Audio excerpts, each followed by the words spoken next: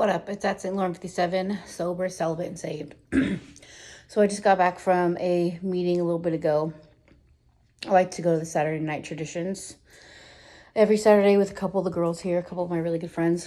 And I had a really great chair. Was able to be of service and, take somebody home, who's visiting from out of town. So, and it's raining, pouring, she's pregnant, whatever, right?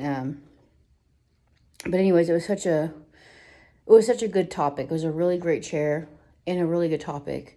And the topic was, what keeps you in your seat, what keeps you in the program, what keeps you, you know what I'm saying? And, and it's kind of like our inspirational statement for the month, which is like, what is your why? And, for me, I'm able to like re-identify myself. And I've been talking about identity a lot because I think it's important. I think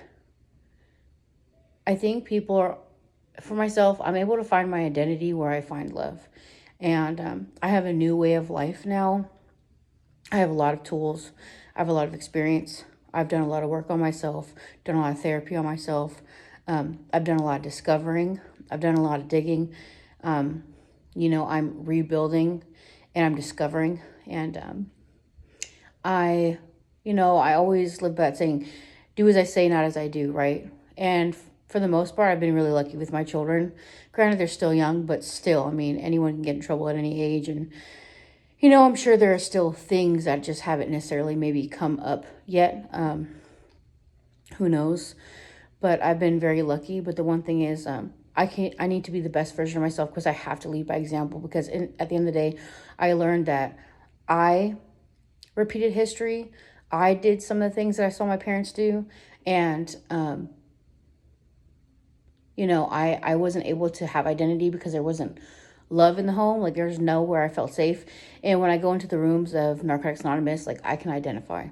When I'm in health, like when I'm in church, I find identity. Like I find identity where there's love. And I have to love myself so that my children will be able to develop their identity, but always want to come home, and always feel safe to come home and always feel loved to come home and always feel welcome to come home.